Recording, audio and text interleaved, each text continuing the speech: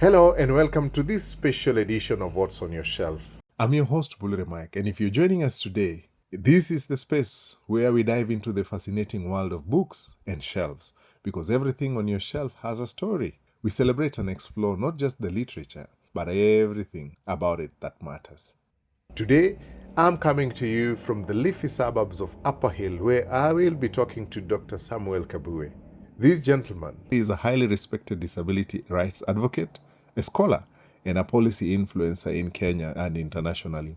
His extensive influence spans across more than 4 decades, marked by leadership positions in various organizations dedicated to disability advocacy. He is going to journey with us through the 5 presidents who've led this country, from Jomo Kenyatta to Daniel Moi, Mwai Kibaki, Uhuru Kenyatta, and now the current president, William Ruto. What has happened in this disability space? What is it that we need to know or we need to do to continue this journey of disability inclusion in Kenya? This year, the National Council for Persons with Disabilities is celebrating its 20th anniversary, and I'm deeply honored to partner with them to do their 20-year anniversary book chapter.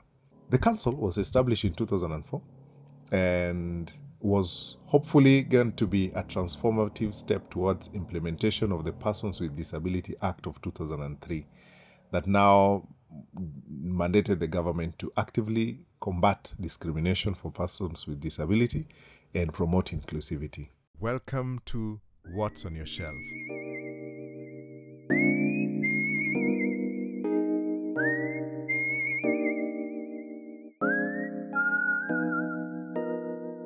Karibu sana daktari. Asante. My name is Samuel Kabue, and if you like, they call me Dr. Kabue. I've been in this world a bit longer.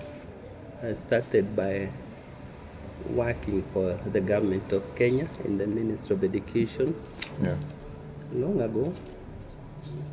So way back in 78. I worked for 11 years for the government. Then I joined the National Council of Churches of Kenya.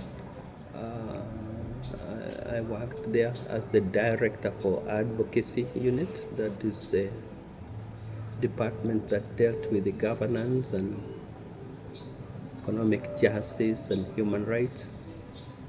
And that was at the height of the clamor for the constitution. I worked in SSK for 13 years. I moved on to work for the World Council of Churches. I went there to establish a department dealing with the inclusion, participation, and involvement of persons with disabilities in the life of the society and the church. I worked from Kenya. I was in a decentralized office. I worked from the All Africa Conference of Churches, and I did that for 14 years. Then I was nominated by Kenya for election to serve in the UN Committee on the Rights of Persons with Disabilities 80 years ago. So I serve as a member of the Committee of Experts on the Rights of Persons with Disabilities, and I'm retiring from that this coming December. That's a little about myself. I've also been a disability activist. I worked for the Kenya Union of the Blind. This is on voluntary basis. Kenya Union of the Blind. I worked I was the founder chair of the United Disabled Persons of Kenya. I don't know whether you have heard of them. No, I've not heard of this. You have not heard of the United Disabled Persons of Kenya? United Disabled Persons of Kenya. Yes, that is the most credible organization of persons with disabilities in Kenya. You need to talk to them. They're in the same building with the council. I founded that organization. I have been the general secretary of the chairman. I've been the chairman of Yeah. the Eastern Africa Federation of the Disabled, and I have been the general secretary at one time of the uh, Disabled People International. That's the international organization of persons with disabilities. I have been in the founding working group of the Africa Disability Forum, and just now I chair a lobby here in Kenya we call Caucus on Disability Rights Advocacy, whose secretariat is the United Disabled Persons of Kenya, and we try to deal with the issues of legislation and policy advocacy on issues of persons with disabilities. So that is myself. Yeah. I don't know whether that should be enough. Wow, it's such a, I would say, an illustrious journey. Yes. From where you started in the 70s. Good. But now I think gives us a very good basis, because we've also wanted, part of the thing we were also trying to look into is, you've lived through all the 5 administrations. Yes. In this country. Yes, So- I first got employed during the During Kenyatta. Kenyatta's time. Yes. And then now live Although through for a Moi. short time. Yeah, but now maybe looking at also that space of persons with disability. Mhm. What can you quickly just comment about, briefly, about every administration, maybe in terms of approach from where you sit? You've done so much in this space, but now maybe just to get to understand, what was your experience with the Kenyatta government, and coming to Moi, what are some of the key milestones you can say maybe? I don't know how much we can talk about this because there's so much. I've written quite a bit on this. Yeah. But let's talk from Kenyatta government. Huh? Yes. There is an organization, I mentioned it, Kenya Union of the Blind. Yes. And I think you need to understand there are organizations we call of the blind and for the blind. Okay.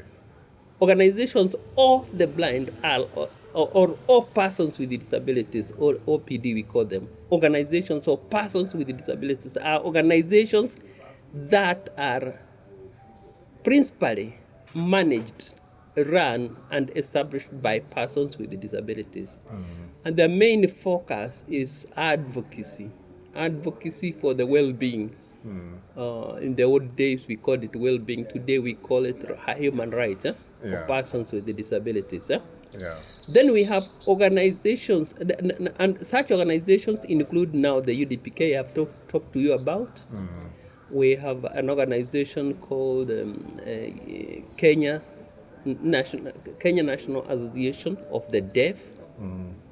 Those are the deaf people organizing themselves. Yeah. We have an organization called Kenya Union of the Blind. I mentioned that. Yeah. And we do have other small. We used to have an organization that is now dead called Kenya Society of the Physically Disabled. They were unable to run it. I think they reverted to fill their members of UDPK. But these are the kind of organizations we call organizations of persons with disabilities. There are now many of them because they are what I'm telling you are the national ones. Yes. We have grassroots ones. Where we have we call them. We used to call them DPO, Disabled People's Organizations. Now we call them OPDs, Organizations of Persons with Disabilities. Yeah. Then we have organizations for persons with disabilities. These are organizations that are generally managed by other people. They are philanthropic in nature, most of them, and they are much older than those of persons with disabilities. For instance, we have the Kenya Society for the Blind, established in 1956. Yeah? We have Kenya Society.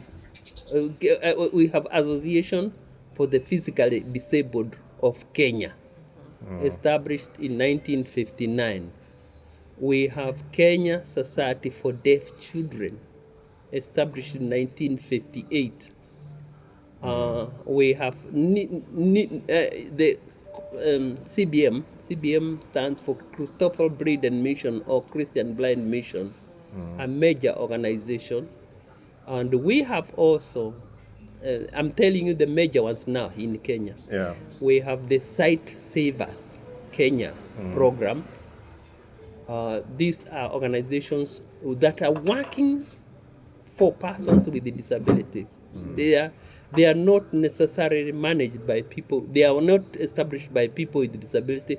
They are established by people who would like to help people with disabilities. Yeah. We also have what is called Light for the World.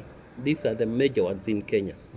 Okay, now going back to the regimes you have talked about, Yeah. you know that, and you're making me to go quite far back in history. You know, the care for persons with disabilities in this country mainly began with the churches. The churches were the first to bring about care for persons with disabilities, and more specifically, the Salvation Army.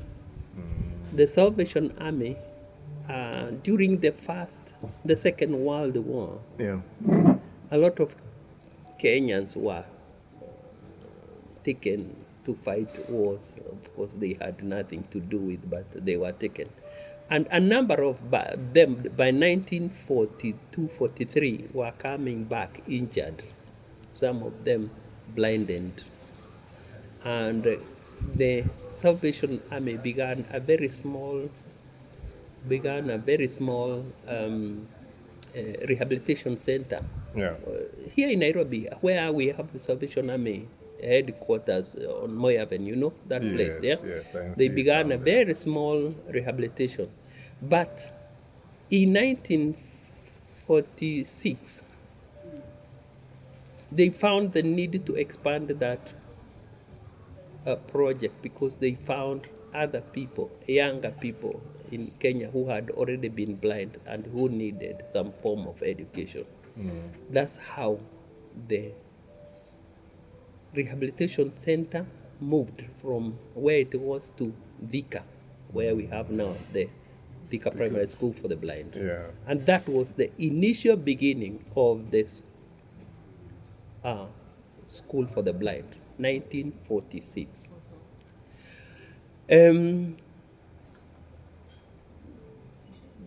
The school admitted younger people, a number of younger people. Principal, one of them who became very prominent in this country was Mr. Jason Mutugi.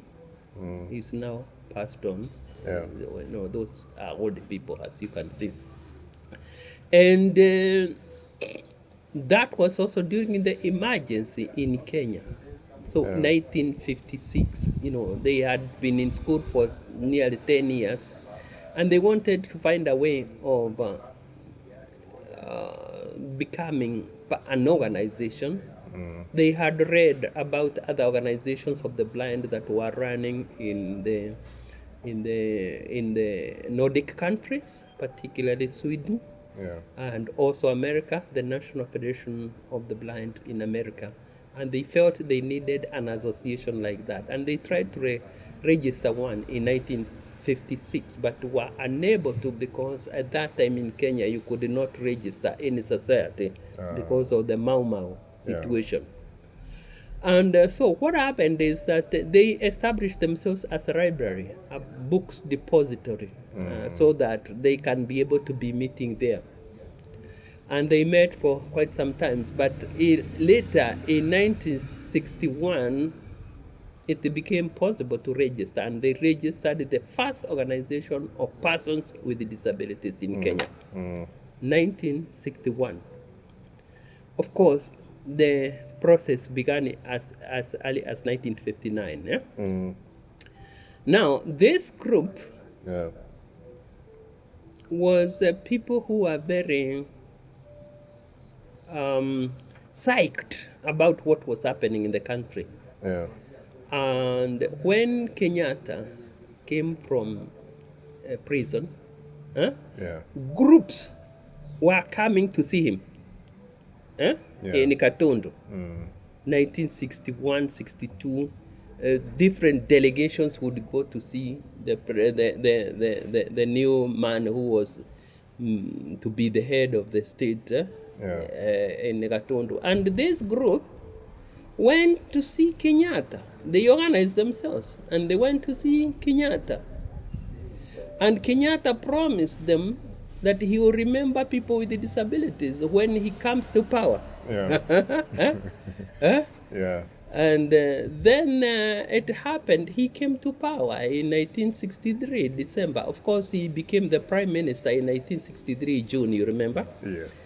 So in Jamhuri Day 63, he became the president of the Republic of Kenya. And these people waited to hear what would happen, but not much was happening.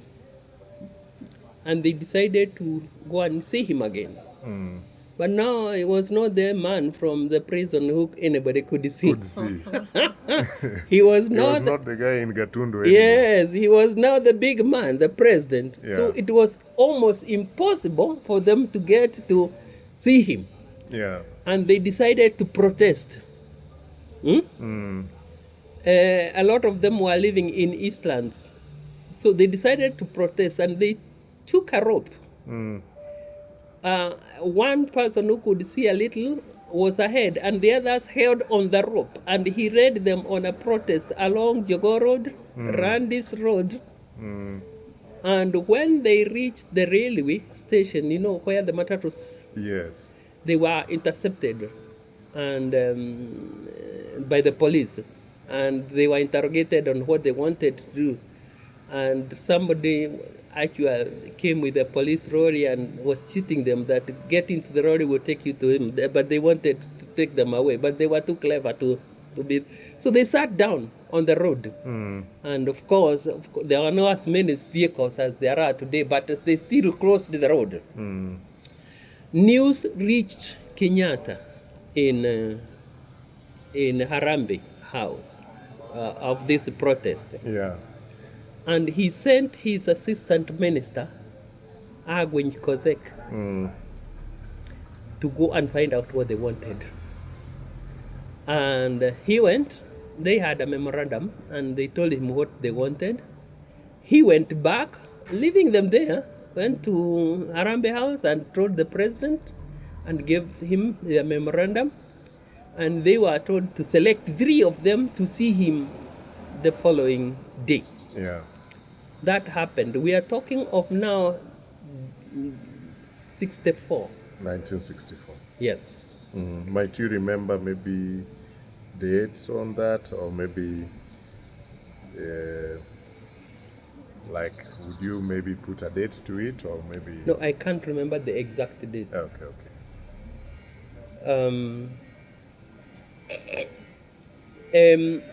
Then that began things, because you remember the Omide Commission. Yes. One of the task force, one of the objectives given to them, the Omide Commission, was to ensure that people with disabilities has a part in the education system and in the provisions that would come. And so you can see that was directly as a result of this protest. Yes. And the session on number 5 was very crucial, because that brought about the establishment of what we would call the rehabilitation centers, starting with the Industrial Rehabilitation Center, that is at Kenyatta Hospital, you know that place? Yes, I know the place at Kenyatta. So anyway, that that's one of the things we can talk about the Kenyatta era. But of course, Kenyatta era established the special needs education, mm, Yeah. which was headed by the daughter of the president, Christine Pratt, in 76. Yeah. They established the Kenya Institute of Education department dealing with disability. It was headed by somebody called Menya. And eventually they established the Kenya, an inspectorate department. It was headed by a woman called Catherine Abila, who later became the principal of the new Kenya Institute of Education when it was new. And all these helps you to see what happens around the Kenyatta era. Of course, some of these things happened much later, but they were as a result of what had been started in Kenyatta era. Kenyatta era, yeah. Then we came to the Moi era. Moi was afraid of people with disabilities, and whenever people with disabilities tried to see him, he avoided them, but he would do something small. Yeah. So, 1981 was declared by the United Nations as the International Year of the Disabled. Huh? But Moi declared 80 ahead of 81 as the National Year of the Disabled. Huh? 1980. 1980. And quite a number of things were done. There was the establishment of a committee called National Rehabilitation Committee. It was headed by an assistant minister called Stanley Meto. And that's also when Moi raised money for the disabled to establish what is now called the Kenya National Fund for the Disabled. You know it? Yes. It was established he raised 21 million in 1980, and later in 82 raised another 72 million. And he established this as a trust headed by very powerful people, people like Jojo, Jeremiah Nyaga, quite a number of them, and it's still there. Now it's the chair now is again Christine Pratt. It still has the president as the patron. Yeah. But during Moi's time, quite a bit of work happened. And there was some progress, we will say. Yeah. Although he himself really tried to detach himself with issues of persons with disabilities, but whenever there was a cry, he would do something. So even education of persons with disabilities featured in all the commissions that happened in Moi's time. You remember the Kamunke Commission? Yes. In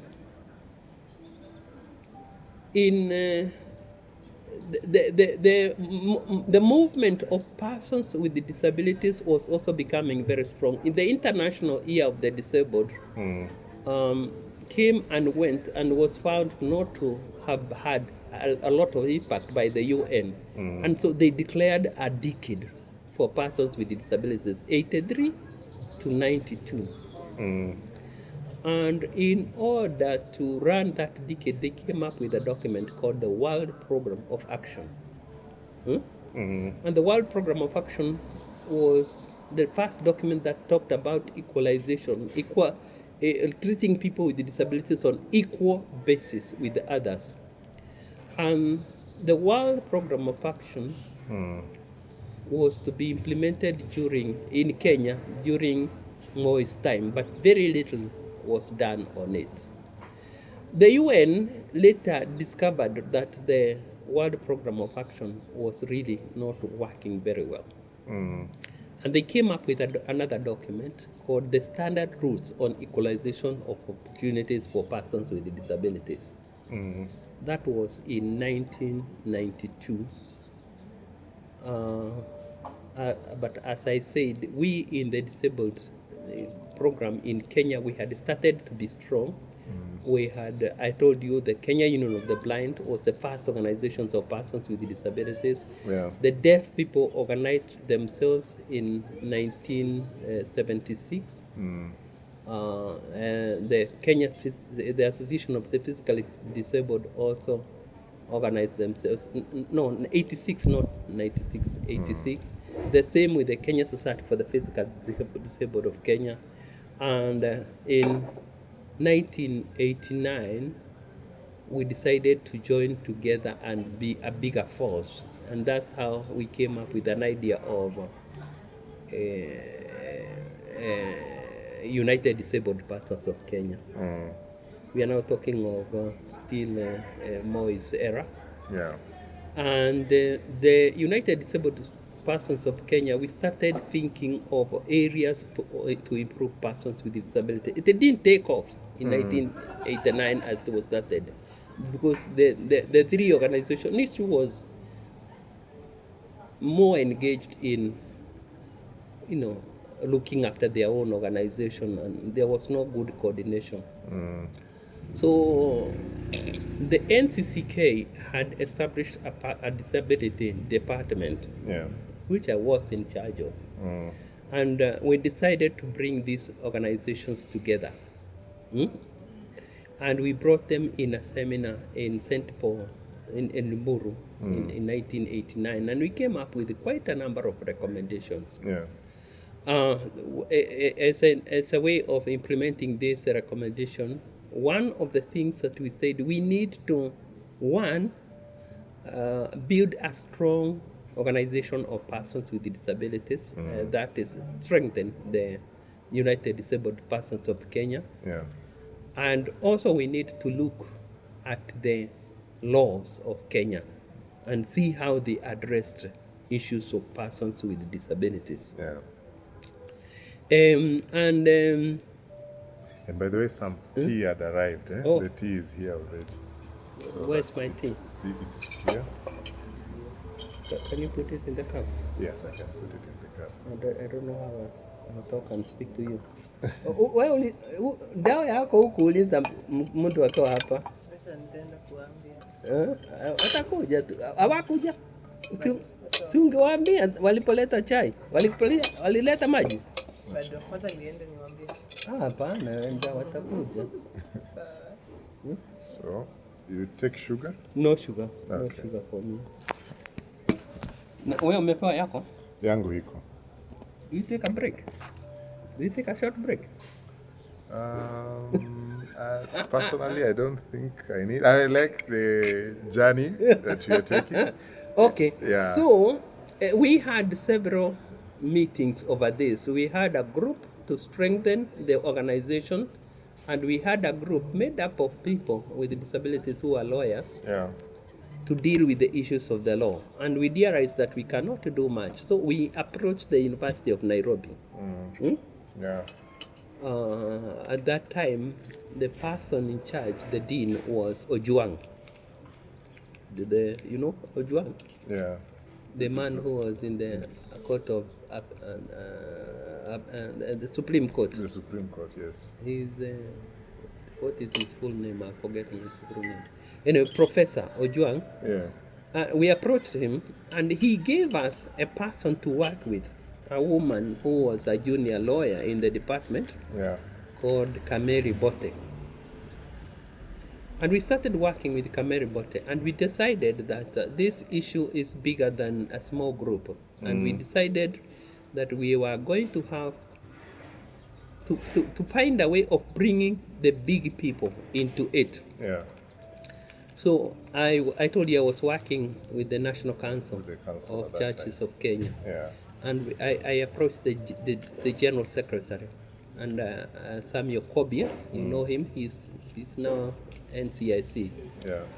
I approached him, and we agreed with him that we are going to organize a major conference at the Safari Park Hotel, Yeah.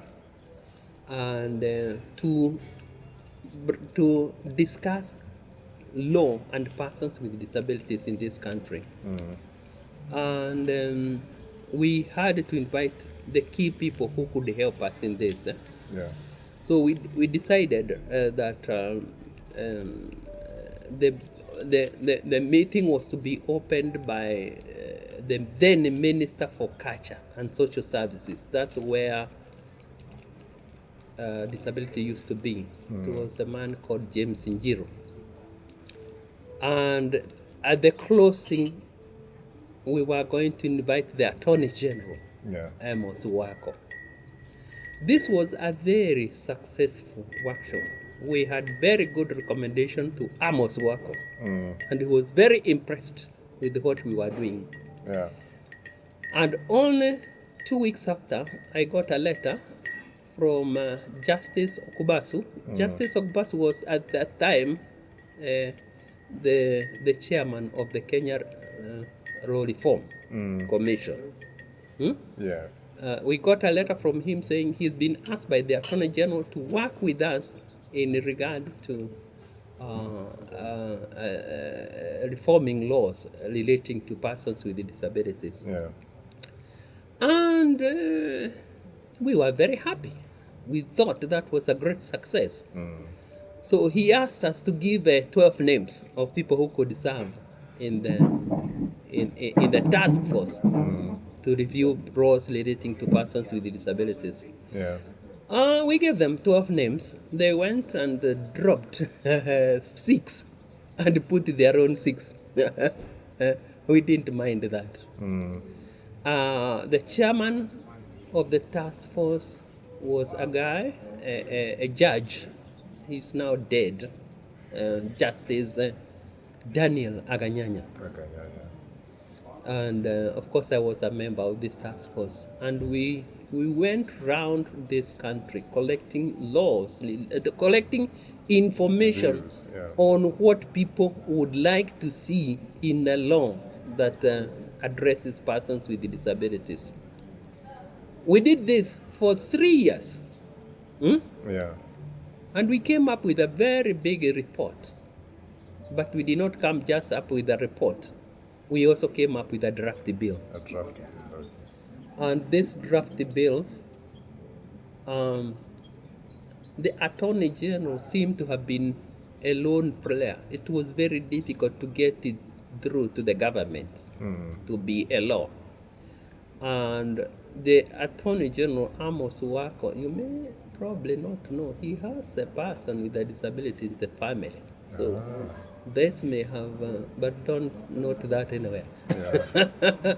This may have been his great motivation or driving force. So he did not give up. He tried several times. The bill didn't go to Parliament. And he kept on saying, improve it, find out whether there's something that is missing.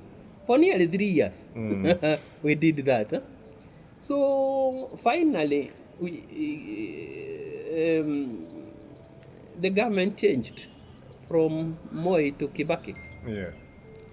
You will recall, Kibaki came to power on a wheelchair. On a wheelchair, yes. So when he was told about people with disabilities, he reasoned quite quickly. Yeah. So within less than a year from his taking over, we people with disabilities had gone to see him.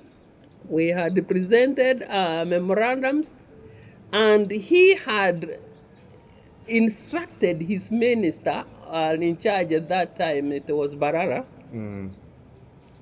to ensure that that bill goes to Parliament and is enacted as quickly as possible. So before 1 year of his rule, it had become rule. It had become a law in 2003. And that began the process. So one of the key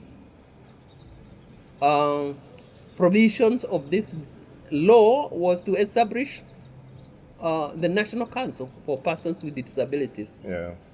You will find that the law deals with that from the beginning up to Article 11. It's all dealing with that. And then from Article 11, it deals with the rights that people with disabilities should enjoy. And so in 2004, the council was established. Yeah. And a woman called Cecilia Mbaka was the first director of the council. He was seconded from the ministry. They later took him back to the ministry, and another one called P.B. Nyagudi was brought. And it was after P.B. Nyagudi that they took a director from outside the ministry. Now the director is employed by the council. So the council, you see in the act that how it is formed. So I don't need to tell you about that. Yeah. It has to have at least 4 people with the disabilities. We are trying to really see how that can be changed, but that's how the council began. Yeah. In the second term of the board, I became a member of the board of trustee. The trustee is the one that runs the development fund, and that was when the development fund was given for the first time. So I think that's how the council came into being. Yeah. And that now crosses from President Kibaki. From Kibaki to Uhuru Kenyatta in 2013. One of the achievements of Uhuru is maybe slightly before we get to Uhuru. During Kibaki's tenure, we have the new Constitution 2010. Yes. What are some of the key moments that followed up the enactment of the Act into law in 2003, journeying with us into the Constitution 2010, and what maybe would you look at in terms of how that space developed, and what are the moments that informed now what we have in the 2010 Constitution, slightly before we go into Uhuru? I would say that the Kibaki's tenure, the biggest achievement was that enactment of the law, the establishment of the council, and of course an allocation of funding from the exchequer. And then, of course, it takes a long time for an organization to establish itself. Yeah. So there were structures to be established, and those were established, of course, during Kibaki's time, before 2013. In fact, I served up to 2012 myself. And I would say that we have another. I told you I belong to the caucus. Yeah. On disability rights advocacy. We used to call it caucus on disability implementation of the Constitution. That's what we called it at the beginning.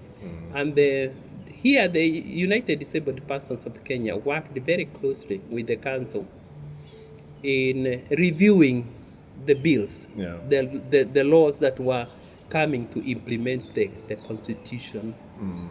This is more attributed to the UDPK, but the council was also part of that process. But at that time, the council didn't have lawyers. Now it has lawyers. So the lawyers that we worked with were based at the United Disabled Persons of Kenya. But I told you these two organizations are in the same building. So I would say the whole question of establishing of the structures, of course, they still continue, because until recently they didn't have field officers. Now they have field officers in different counties. Yeah. Still not good because one person cannot do much in a county. In a county. But it's a progress It's progress, and that has taken place after after the new constitution. The whole question of devolution has also been part of that. Yeah. But I would say the council was able to grow, to have the necessary structures, to have finances. Not enough. It needs much more money than it gets. Yeah. And it has now continued to help, guide policies. It established a small bursary fund that deals with persons with disability. It established a fund that helps to build, mainly not to build, but to facilities to enhance facilities that are already in existence, like giving some assistance to institutions of persons with disabilities. And then there is a small funding for people with disabilities who want to be in business. All these were established during Kibaki's time. Kibaki's time. Yes. Yeah. Yeah. All right. Now we transition to 2013. Uhuru comes into power. 2013, I would say the council, it is during Uhuru's time that the council has been able to get the vote, to get staff in the regions. In the regions. Yes. And Uhuru has passed, has been able to, during his time we have now a policy on learners with disabilities. We had a policy on persons with disabilities, on education of persons with disabilities. Yeah. But this was improved to be a policy on learners and trainees with disabilities. That has been going on. And there has been now that process of trying to see people with disabilities in training programs. A bit of the new constitution, of course, brought in the issue of representation in the parliament, the best of them being the Senate, because in the Senate it's clear there has to be 2 people with disabilities. In the National Assembly it's not clear. It talks of 12 people from among workers, persons with disabilities, youth, and so it doesn't know say how many people with disabilities. So like now we only have 1. So these are some of the developments that has come with the new constitution, and which has been largely implemented during Uhuru's time. Yeah. Yeah. So now, perhaps when you look, I know President Ruto has been in office for maybe 2 years, thereabout.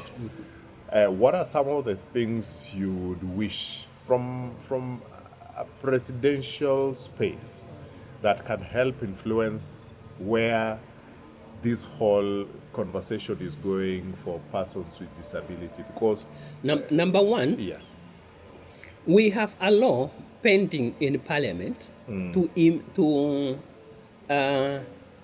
amend or to repeal the current law of 2003.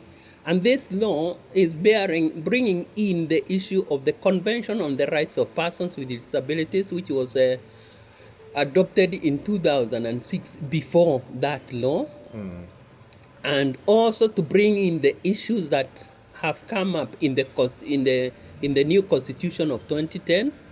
For instance, we have Section 54 of the Constitution that is dealing with the persons with the disabilities Yeah. rights in the Bill of Rights. There are a number of rights provided there, which are still not being provided because there has not been a proper law enacted to implement that. So the first thing that we would like to see is the enactment of that law amendment of persons with disabilities law. The second thing, we've been trying to work on a national policy on persons with disabilities. This document is still with the ministry. I was the first consultant in its preparation as way back as 2006. And it has evolved. It's no longer my document. It has evolved into a totally new document because many people have worked on it thereafter. It's a good document. The council invited us to relook at it again early this year. And we would like to see that policy come into place. Then we have recommendations that were given in 2015 on the implementation of the Convention on the Rights of Persons with Disabilities. We have an action plan on that, and that action plan has not really been given attention. And if all these were given attention, we would have a very, very good legal basis on which to argue. Obviously, we would like Ruto to look into the issues of health of persons with disabilities. And we are saying persons with disabilities should receive free health services, including rehabilitation services. All these things they need, the crutches, the wheelchairs, they should be given free of charge. And this is happening in other countries like South Africa. Why shouldn't it happen in Kenya? We are almost a middle income country. So these are some of the things. Then health, besides the health, we would like the improvement of education. One of the recommendations of the Committee of Experts to Kenya was to move towards the inclusion of persons with disabilities in education, rather than having these small schools for the blind, for this and that here and there. We would like people to be included and of course be given proper attention, proper services. But we would like children who are blind to go to school alongside with their peers and with their siblings. So the inclusion and the policy I talked about talks about inclusion, but we are still dilly-dallying on institutional learning. And one of the problems of the institution is that sometimes parents take their children there and they forget them there. They are not remembered.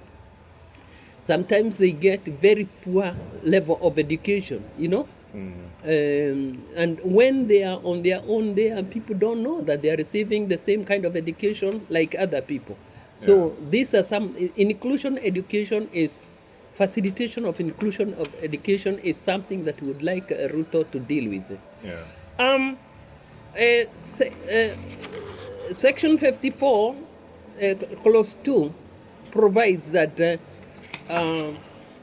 persons with disabilities, that the government shall progressively endeavor to progressively ensure that 5% of all appointive and elective positions are held by persons with disabilities.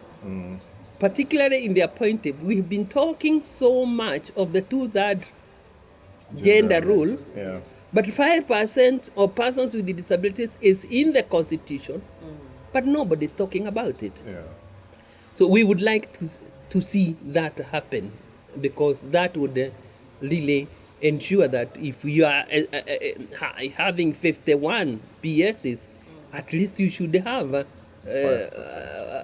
least a number of them with disabilities. And here Uhuru defeated Ruto.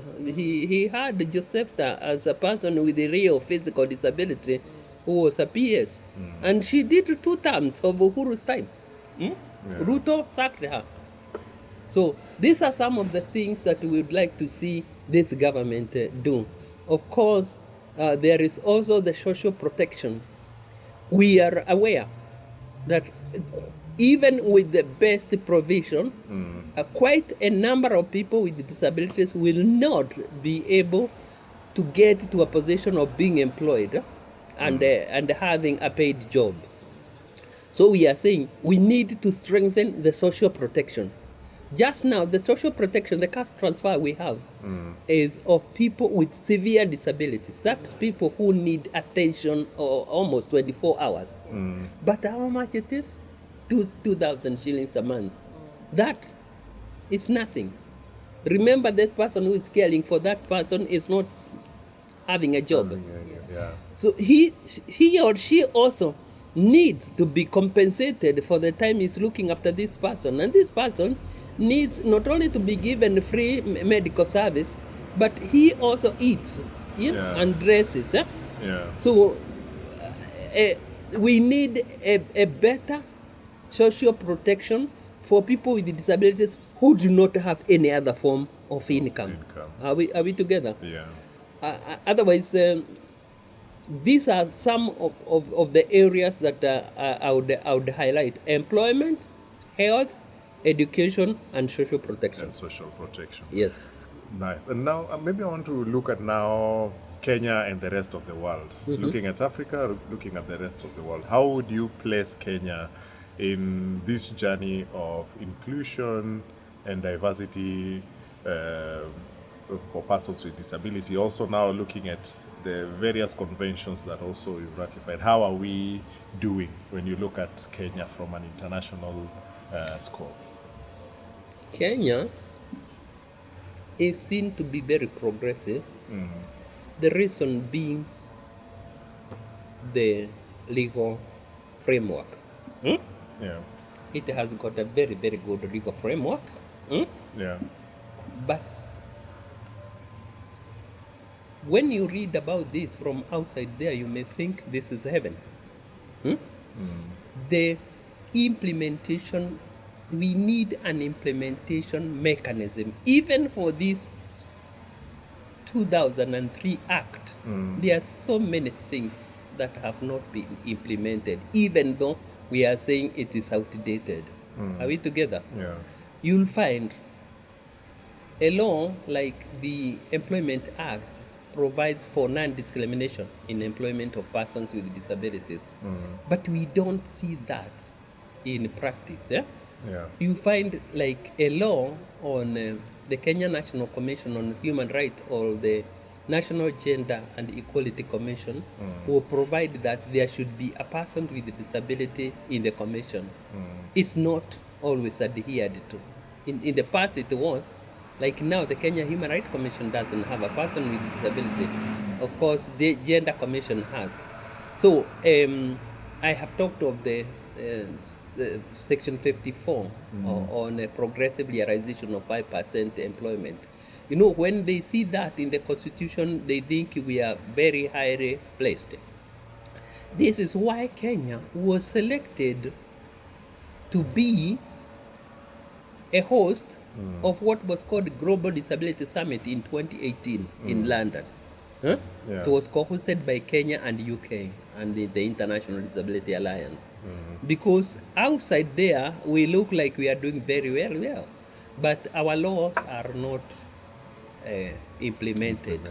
We also have the council is a very good, very good instrument that the Kenya has come up with, but it is grossly underfunded.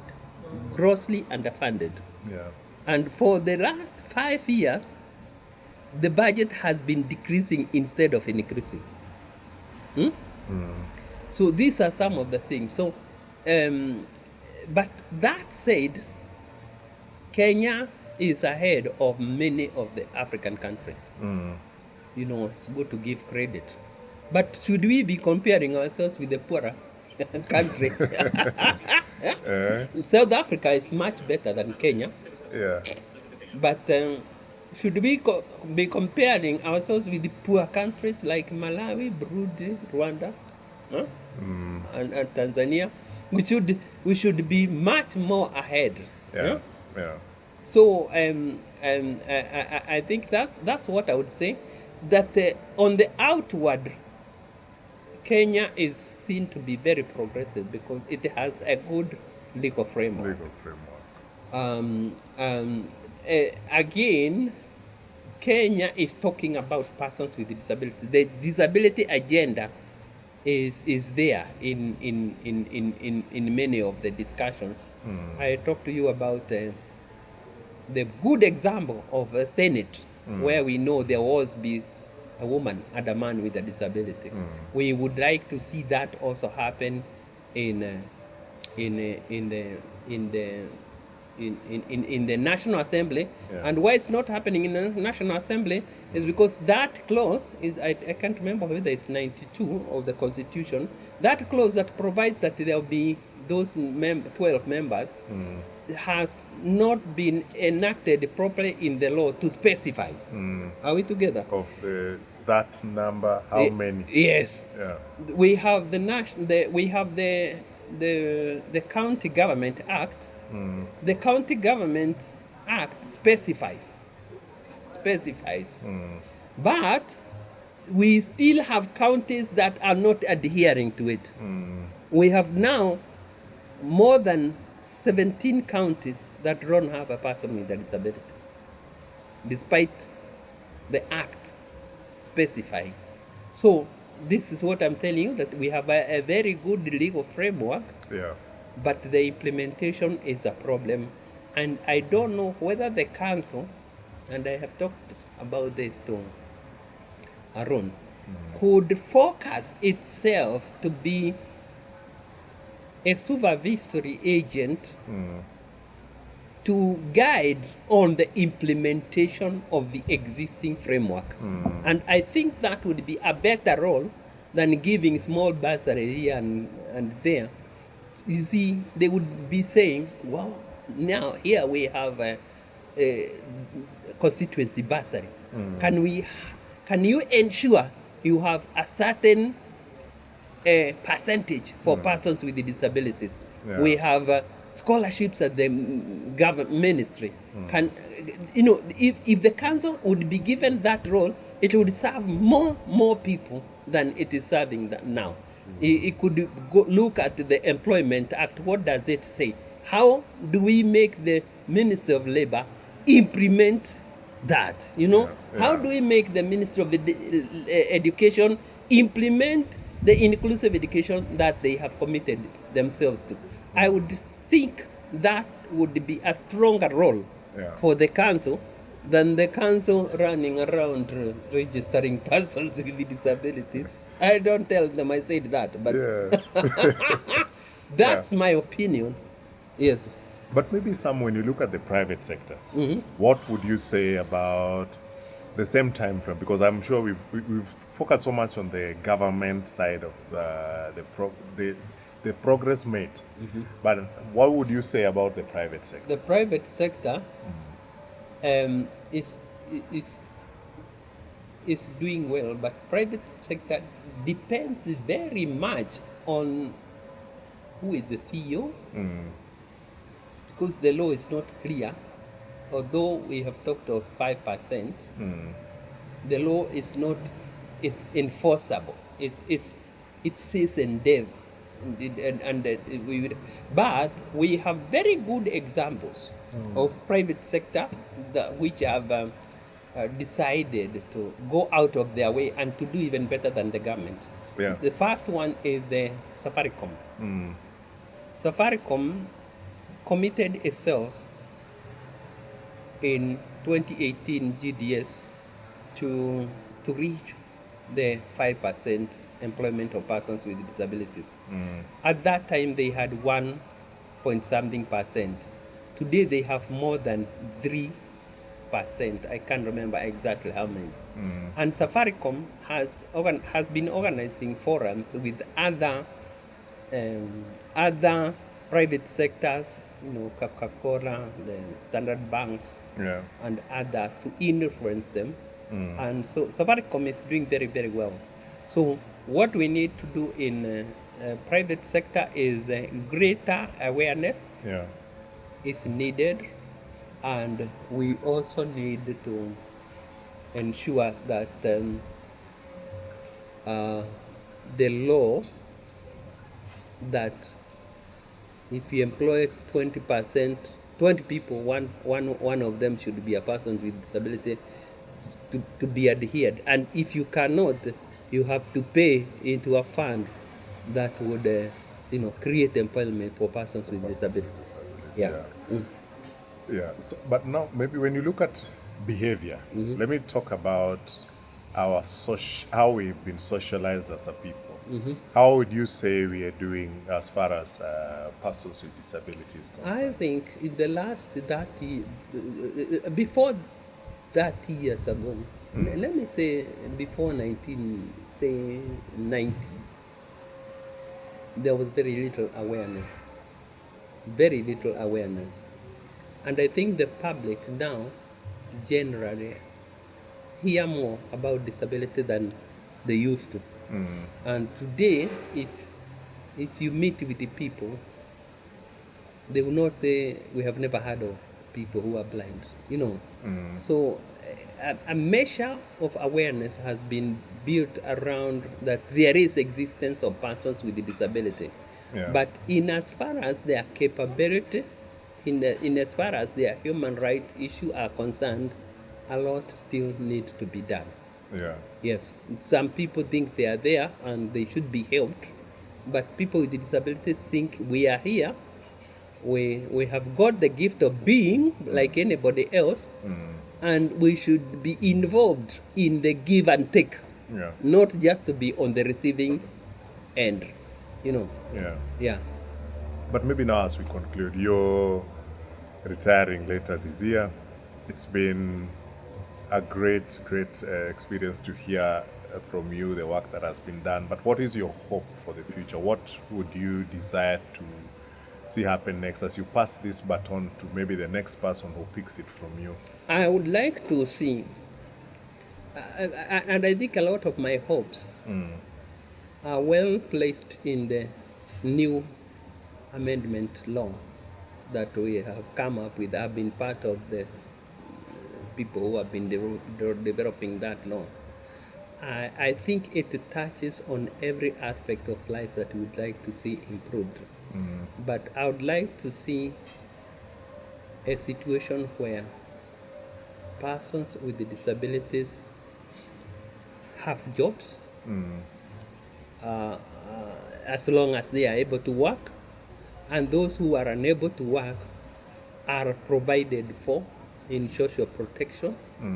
I would like to see an improvement in the education of persons with disabilities, and if they are educated, they should be educated in skills that are sellable, not on things that after school they go back home. These are some of the things that I would like to see. I would like to see improvement on all those areas that I talked about: the employment, the health, the whole question of income and maintenance. And I would like to see a situation where people with disabilities are not institutionalized, are not isolated. Yeah. Yeah. Maybe just something that I've realized that has been spoken about the least in most of the publications I've gone through is the media, art, entertainment, and sports scene. Sports being such a critical component of this whole inclusivity conversation. How would you weigh in on the issue of how perhaps we have done as a country and looking at the provisions that are there? Since the 80s, we've been trying to develop sports for persons with disabilities. And there are quite a number of people with disabilities who are interested in sports. And we are also aware that sports can form what I would call sports can form what I would call a form of employment. Yes. And when you talk of sports, you also need to include art, music, Yes. and so forth.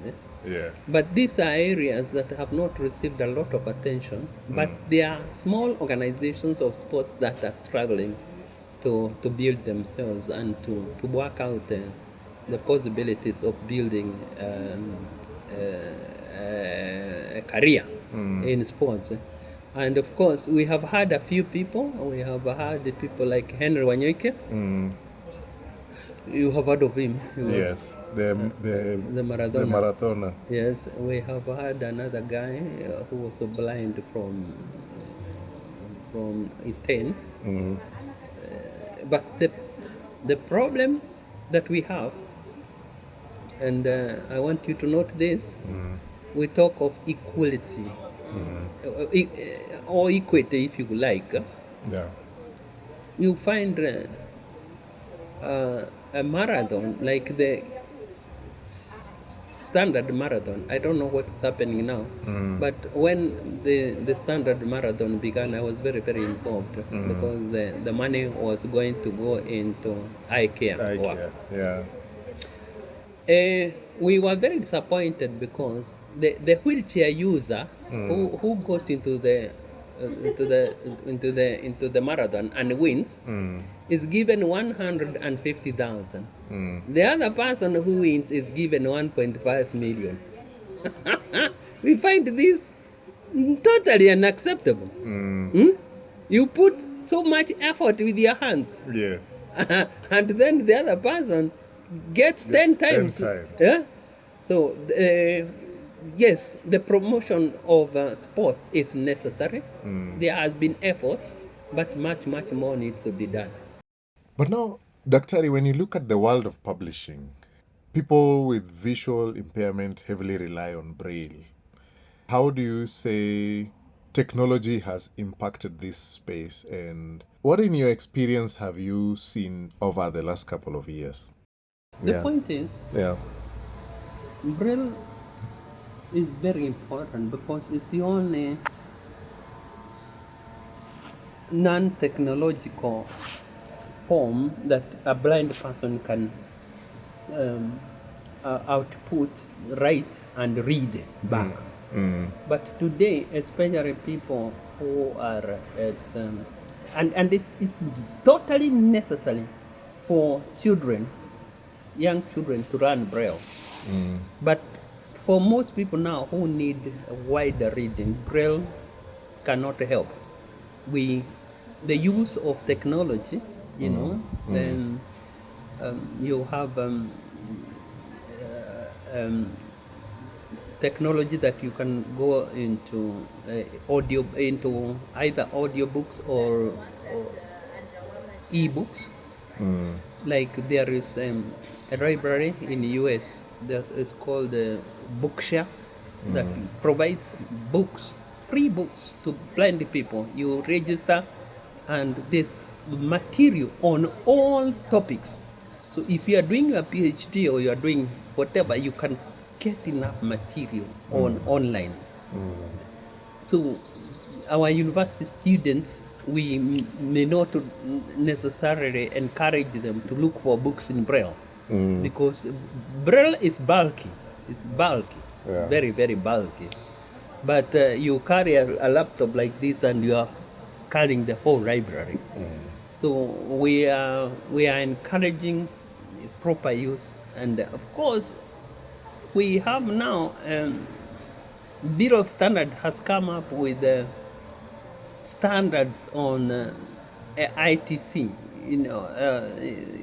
equipment as well as website development, so that even government websites are made accessible even to people with visual impairment.